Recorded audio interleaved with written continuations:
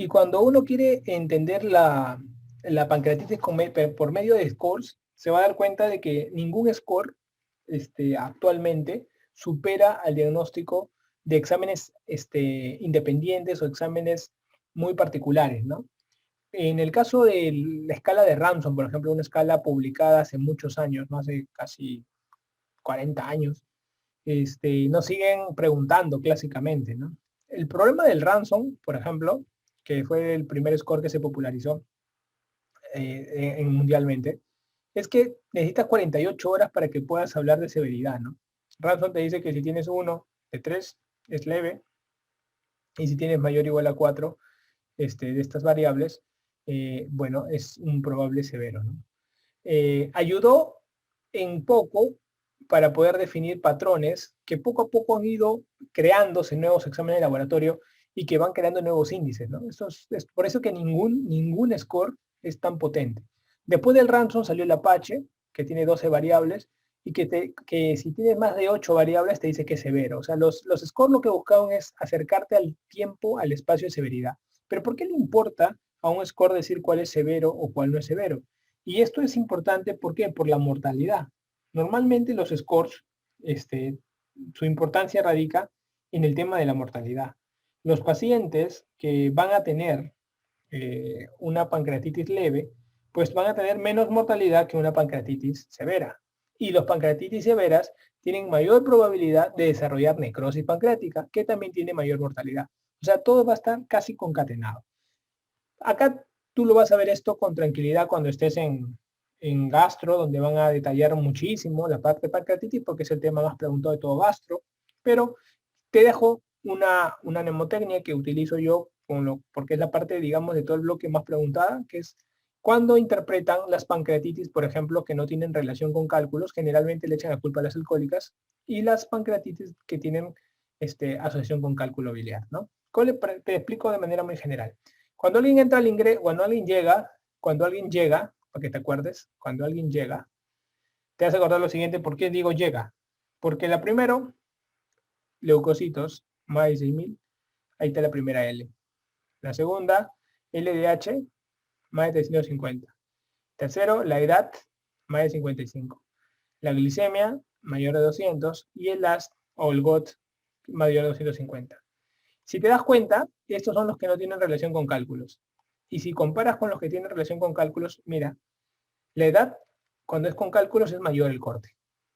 Los leucocitos, mayor el corte. La glucosa, mayor el corte. El LDH, mayor el corte. Pero el GOT se mantiene tanto al ingreso en ambas variables. Por ahí te pueden preguntar, en el Ramson, en el ingreso, ¿cuál variable no cambia en corte, independiente de que sea causa por cálculos o causa alcohólica? Te puede poner. Ya lo tienes en cuenta y que el GOT no va a cambiar. Luego, a las 48 horas, se evalúa esto, ¿no?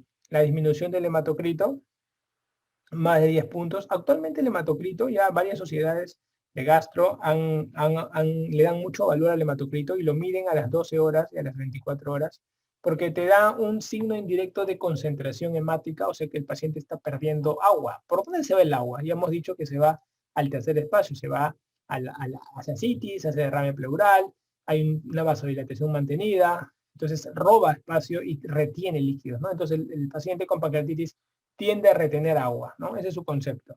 Otro detalle importante es de que hay aumento del balance ureico-nitrógeno más de 5. El calcio sérico menos de 8 es un signo también de severidad. Presión de parcial de oxígeno menor de 60. El déficit de base mayor de 4 y el secuestro de líquidos mayor de 6. Todos estos, lógicamente, en las alcohólicas, y acá están los datos en los biliares. El secuestro de líquidos, ¿cómo se halla? Porque ustedes van a ver esto. Si haces el balance hidroelectrolítico, normalmente tienes que restar los ingresos menos tus egresos. En los egresos considera por favor las pérdidas insensibles, y en caso de que haya fiebre también haz los cortes aditivos. Y cuando tú restes esto, y si sale más 6, o sea, quiere decir que hay un más 6 litros positivos, quiere decir que hay un secuestro de líquido. ¿Ok? Ese es un dato importante que se presenta, y así es como lo hayas, ¿no? Porque muchos internos me preguntaban, doctor, ¿cómo se sabe cuánto secuestra el líquido, ¿no? Y esa es una duda que siempre todo el mundo tiene y pregunta siempre cuando acaban las clases. Pero eso solamente es el balance hídrico, ¿no? Lo que ingresa menos lo que sale, considerando también las pérdidas insensibles, como te digo, ¿no? Hoy en día, estos scores no se usan mucho en la práctica. Vienen en los exámenes. Pero uno podría ya más o menos tener algunos parámetros de gravedad que nos podrían ayudar. Por ejemplo, si tú tienes un hematocrito y el hematocrito es mayor de 44, ya es un score probable, te puede predecir que hay cierta gravedad. Si tú de repente tienes un balance ureico nitrogenado mayor de 20, te dice que hay algún grado de deshidratación y por ahí puede haber algún grado de insuficiencia renal que se pueda estar presentando. Estás haciendo una retención, ¿no? Urémica. Tercero, el aumento de la creatinina. También se asocia a estos casos, ¿no? En cuarto punto, cualquier disfunción orgánica. Disfunciones orgánicas te van a llevar a cuadro de severidad. Ese es un tema muy importante y por eso es de que la mayoría de las clasificaciones actuales, ¿ok?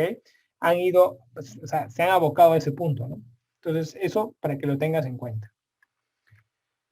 Y aquí, con respecto a lo que vendría a ser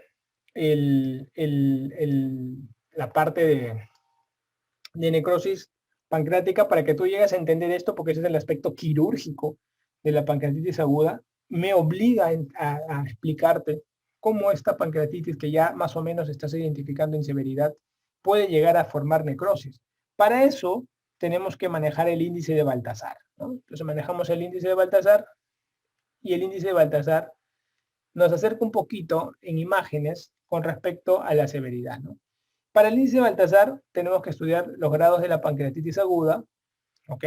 Y también los grados de la necrosis pancreática, ¿ya? Hay que tener en cuenta esto. Entonces, ¿cómo se estudia esta cosa? Vamos a ver. Acá ponemos A, B, C, D y E. Le vamos a dar un puntaje 0, 1, 2, 3 y 4. Perfecto. ¿Y qué significa cada uno? Es lo que te van a preguntar. Entonces, yo tengo una mnemotecnia que hice cuando era interno y de ahí me ha servido muchísimo para estas preguntas. Mira, Baltasar, en este caso, en el lado de pancreatitis aguda, un A sería ausencia. A de ausencia, para que te acuerdas, ausencia de lesiones. La B, mira la B, parece un gordito, mira, parece un gordito. ¿Qué quiere decir? Edema, edema pancreático. ¿Ok? Cuando te pongan en la imagen edema pancreático, te ponen en la pregunta, tú dices, ah, es un 1. C, mira acá, pones la C y dibujas acá un páncreas. Entonces, ¿qué quiere decir? Colección peripancreática o líquido peripancreático. ¿Ok? La D, ponga acá la D, ¿qué tiene la D? Es una bolita, ¿no? Dentro ya, una colección. Una colección, ¿ya? Mal definida, lo que tú quieras, pero una colección.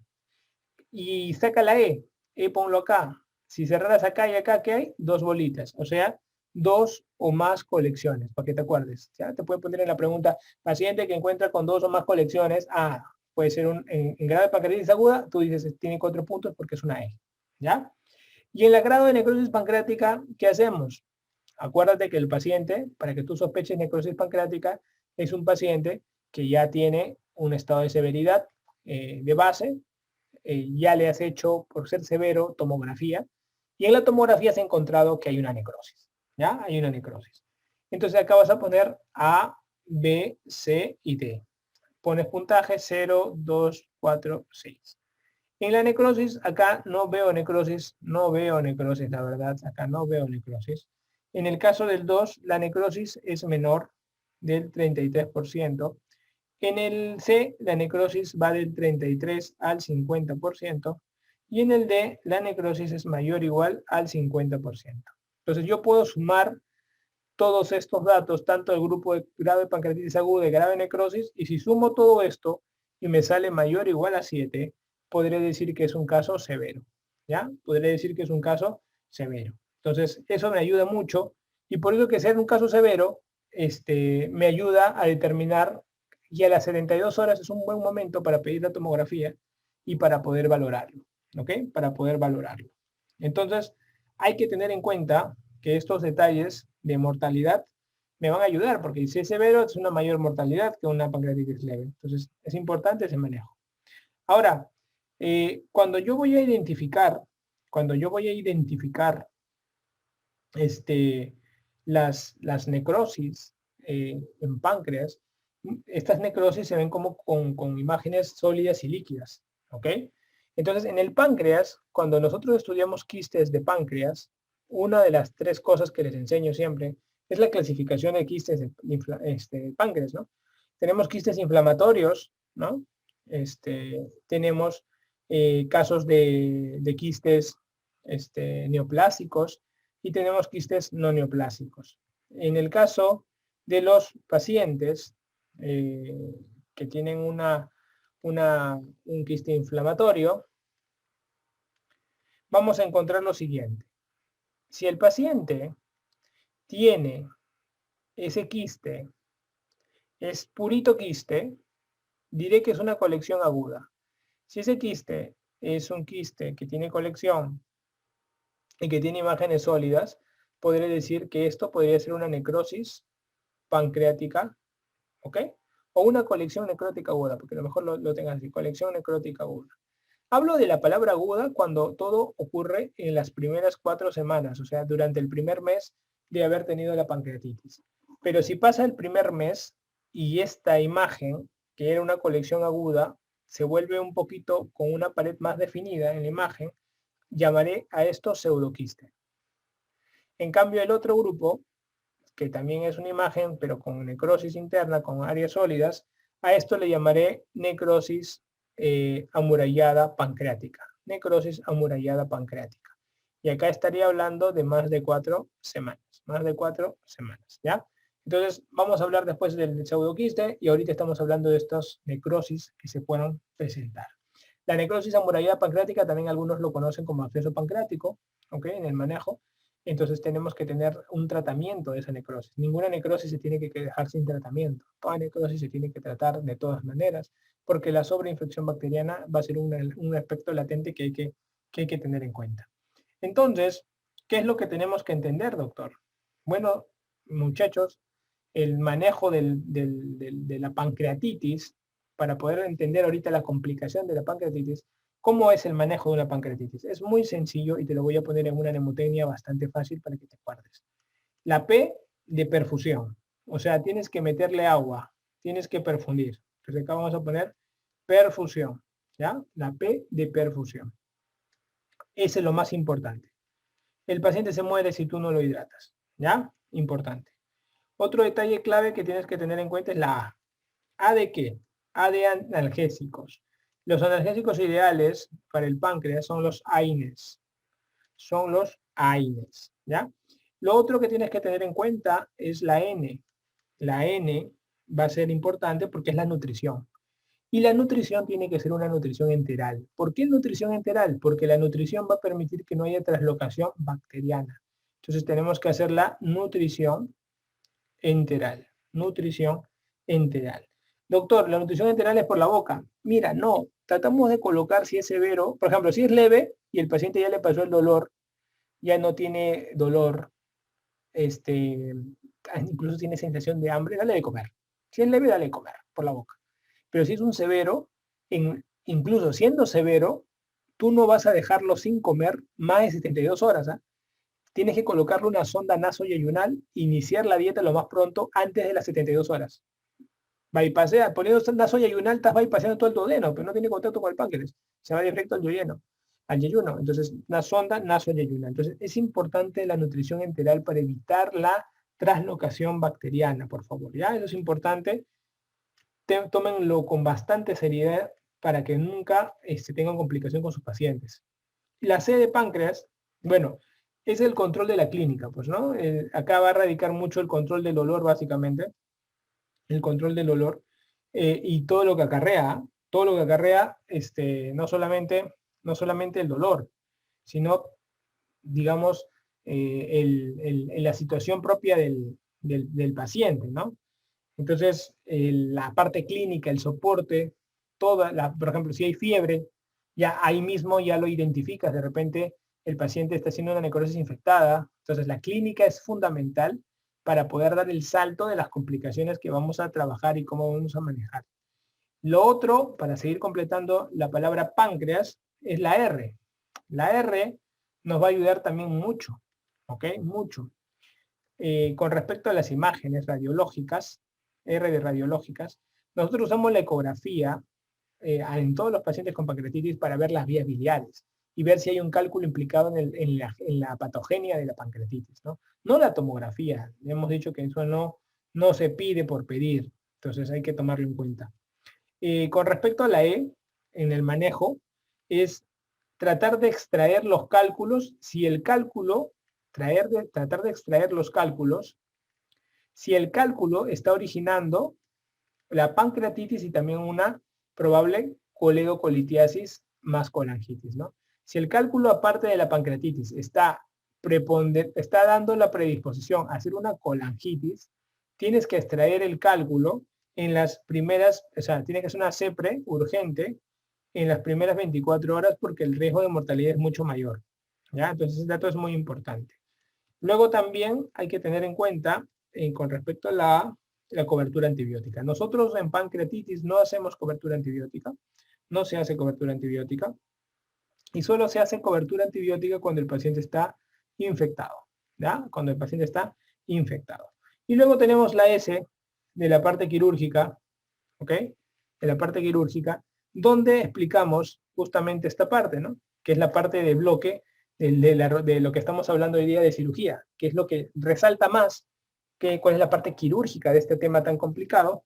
Y acá tenemos los casos donde se podría operar una pancreatitis de emergencia. Uno, cuando se complica con sangrado, ¿ok? Ese de Sargeri, por si acaso, ¿ya? Dos, cuando hay una perforación. Tres, cuando el paciente, por ejemplo, hace un síndrome compartimental, ¿no? Y usted sabe que cuando hace síndrome compartimental, el tratamiento, ¿qué cosa es? Una laparotomía exploratoria más una bolsa de Bogotá, ¿no? Dejamos una bolsa de Bogotá para que justamente no comprima mucho el abdomen y no haga síndrome compartimental, ¿no? El 4, cuando hay una isquemia intestinal. ¿Ok? Ahora, ¿cuál es el dicho quirúrgico? Importante. Cuando hay una complicación de este tipo que obliga a operar al paciente sin una laparotomía, lo que tenemos que tener en cuenta es de que nosotros, cuando operamos páncreas, no tocamos el páncreas, ¿ya? No tocamos el páncreas. No tocamos el páncreas. Solo se corrigen las complicaciones, ¿ya? Se corrigen las complicaciones, ¿ya? Se corrigen las complicaciones, pero no tocamos el páncreas. Ese es el objetivo, no tocar el páncreas. Ya ténganlo presente, por favor, porque a veces caemos en esos errores. ¿Qué pasaría si yo hago la tomografía de control en una pancreatitis severa y encuentro que hay imágenes sólidas con quistes, ¿no? Posteriores? Digo, ¿sabes qué? Pareciera que sí hay necrosis.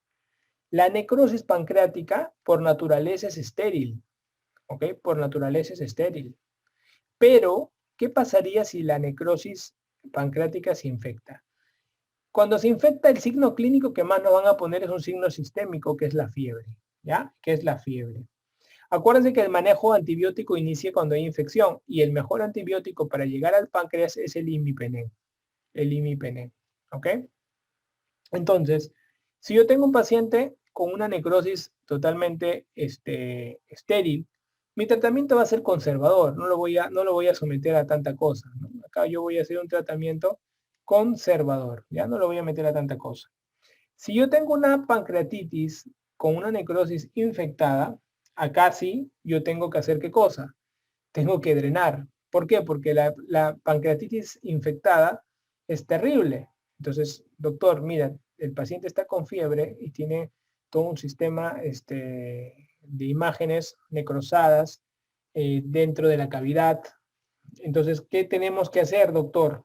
Bueno, aprovechamos que estamos acá para drenar, hacemos un drenaje, sacamos muestra para cultivo, mandamos a cultivo y hacemos el drenaje. ¿Qué hemos logrado con esto? Hacer que el paciente viva más tiempo. O sea, hacemos un apagado del incendio. Apagamos el incendio. Ya hacemos que el paciente viva más tiempo. Y aprovechamos muy bien los detalles. Una vez que ya le hemos metido antibiótico, más o menos el paciente está manejado por 4 semanas en esta pancreatitis, ya todo está más frío. Ahora sí, una vez que todo está más frío, ya vamos a comenzar a hacer la cirugía para quitar todo el páncreas dañado, ¿no? Páncreas dañado, ¿no? Más toda la necrosis que esté ahí, ¿no? Entonces lo quitamos totalmente. Ese es el objetivo, ¿ok? Ese es el objetivo. Acuérdense ustedes que la necrosis se busca tomar el cultivo y hacer el drenaje siempre en primera intención, hacerlo endoscópico. Si se puede hacer endoscópico, bacán. Y si generalmente lo tiene que hacer alguien súper experto en la parte endoscópica. Y si no se puede, como pasa en la mayoría de veces en el Perú, es el drenaje percutáneo, que es lo que más se hace para buscar, pero drenaje percutáneo guiado con tomografía, ¿eh? Guiado con tomografía, para que no lo pasen por alto, ¿ya? Para que no lo pasen por alto. Entonces, es así esto, ¿ya? Si el paciente con una necrosis estéril, que está en tratamiento conservador básico, que es el tratamiento de la pancreatitis, igualmente entra en el proceso, si está infectada, haces todo este algoritmo. Si no está infectada y el paciente, digamos, no está respondiendo adecuadamente, al final termina en esto. ¿Ok? Va pasando las semanas, sigue con antibiótico y termina en una necrosectomía de toda la zona que esté horrible, con una pancreatectomía de la parte del páncreas que está dañado también. Entonces, eso es importante tomarlo en cuenta. Indicaciones de la laparotomía temprana, entonces dijimos, 1, sangrado. 2, perforación. 3, síndrome compartimental. 4, isquemia intestinal. ¿Ya? Como para tenerlo presente. La pancreatitis crónica. En el caso de la pancreatitis crónica, la verdad que dejamos siempre unas pepas de pancreatitis crónica y últimamente hay una tendencia a que está viniendo la pancreatitis crónica. O sea, están preguntando pancreatitis crónica.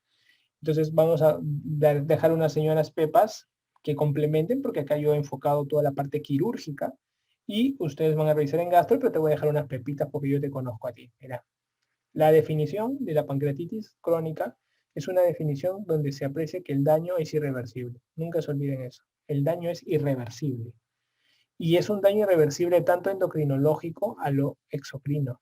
¿Ya? Hay que recordarlo. Ustedes, como es un daño irreversible, y para que haya pancreatitis crónica sintomática, es porque ha habido daño más del 90% del páncreas. Nunca se olviden eso. ¿Ya? Para que tú veas que hay clínica, es porque hay más del 90% de daño. Entonces, dato importante. La etiología radica en un montón de causas, pero básicamente se dividen en dos, ¿no? La idiopática, 40% no se sabe las causas, y la alcohólica, 30%. Hay algunos que le van a poner a la alcohólica más que a la idiopática, porque depende de su país y sus publicaciones. ¿Ok? De repente acá en el Perú no tenemos un estudio grande de pancreatitis crónica, pero la idiopática probablemente es la que más domina, porque los estudios en diferentes hospitales mandan, digamos, no hay reportes tan potentes, pero en el mundo, digamos, más hay idiopáticas, y en algunos países son las alcohólicas. En Estados Unidos, por ejemplo, es la alcohólica, ¿no? Y siempre tomamos referencia a Estados Unidos porque es el país que más controla la parte epidemiológica en sus datos, y entonces eso pesa bastante. En la parte clínica, lo que más llama la atención de este señor es el dolor, ¿no? Son pacientes que tienen dolor, pero también aparte del dolor, que es un dolor en el epigastrio, que nada le pasa con diferentes tratamientos que recibe, es un paciente que ha bajado de peso. Entonces, cuando hay dolor y baja de peso, uno piensa en neoplasia, ¿no? Pero lo que hace que llame la atención a una pancreatitis crónica, que es la esteatorrea. El paciente hace deposiciones, esteatorrea. El paciente hace deposiciones grasas, ¿ok? Grasas. Como ha hecho deposiciones grasas, tú dices, ¿no? ¿Sabes qué? Voy a pedirle imágenes y laboratorio. ¿Por qué? Porque ha hecho cosas grasas. Primero le voy a pedir este laboratorio, porque de verdad que yo veo sus deposiciones y me ha traído incluso hasta fotos del señor, brillantes son. Sus deposiciones son brillantes. Entonces, ¿qué le podemos hacer? Bueno, diagnóstico laboratorial. ¿Qué nos queda? A ver, de manera indirecta, ¿cómo podemos saber que es una pancreatitis crónica? La primera forma es medir la grasa fecal. Si es más de 70, normalmente, más de 7 gramos del contenido fecal, por ejemplo. Entonces tú dices, ¿no? Más de 7 gramos, vamos a tener la famosa, o sea, más de 7 gramos, la grasa fecal, propiamente, ¿ya? Del contenido fecal, toda la grasa. Es una manera indirecta, digamos, ¿no? El otro es que tú encuentres la elastasa fecal. ¿Ok? Elastasa fecal. ¿Y cuáles son los métodos directos? Los test. Tenemos los test de colecistoquinina y los test de secretina, ¿no? Son datos importantes que podemos tener en cuenta. Y tú quieres complementar con imágenes, pide tomografía. Si quieres imágenes, pide tomo. Y lo que vas a encontrar son dos cosas. La primera, calcificaciones. Calcificaciones, un montón de calcificaciones. Y la segunda, los conductos dilatados. Los conductos dilatados. Entonces tú vas a ver el conducto principal dilatado y tú ya puedes plantear una cirugía. ¿Por qué? Porque en el manejo, en el tratamiento quirúrgico, importa mucho el diámetro de los conductos. Ya lo vamos a ver. Entonces ya tienes el diagnóstico. Ya, inicia el tratamiento. No demores el tratamiento. Ya puedes comenzar. Doctor, si voy a iniciar el tratamiento, entonces, ¿cómo puedo comenzar el tratamiento? A ver, lo que más le molesta al paciente es el dolor. Entonces, hoy día la tendencia es que primero hagas el manejo de toda la escala de la OMS, todos los fármacos, en la escalera de la OMS de manejo del dolor. Y si el paciente no respondiera a la escalera del dolor, terminas haciendo una interconsulta anestesiología intervencionista. Ahora hay anestesiólogos que están dedicando al dolor en Perú. Y ellos están haciendo bloqueos de toda la parte del ganglio celíaco. Hacen bloqueos, hacen alcoholización. ¿Ok? Queman toda esa parte del ganglio celíaco para disminuir el dolor, ¿no? Entonces, y eso les ayuda brutalmente a los pacientes, ¿ya? Brutalmente. Pero ¿qué pasaría si das ese tratamiento, pero no pasa nada al final, ¿no? Entonces dices, doctor, la verdad que el paciente no está respondiendo, entonces lo vas preparando. Si el paciente hay una incapacidad de controlar el dolor, es un candidato a cirugía. 2. Si hay una sospecha de cáncer asociado en el paciente, va a cirugía. 3. Si el paciente desarrolla pseudoquistes, por ejemplo, ¿no? Pancreáticos, y estos pseudoquistes comienzan a originar, digamos, síntomas, molestias, también podría ser una indicación quirúrgica. ¿Ok? Entonces, lo más frecuente es la 1. ¿Ya? Ha venido una pregunta en el ELAN extraordinario, me parece el año pasado, donde decían, ¿no? Manejo de la pancreatitis crónica en caso de que el paciente sea refractario a tratamiento por 2 meses. Y era bloqueo nervioso. ¿Ok? Bloqueo nervioso. Para esto, la cirugía se te pide de que el conducto pancreático sea mayor de 5 milímetros. Esa es la pregunta para tu flashcard. Y de acuerdo a esto puede hacer diferentes técnicas. La de Duval, puede ser la de Puestop, ¿ok? Acá en la Duval estás haciendo la parte distal y acá en la de Puestop estás haciendo un corte longitudinal del páncreas y ahí están trabajando, ¿no? Entonces, son variables interesantes de ese tipo de cirugías que no son frecuentes, pero hay bueno identificar todo el sistema.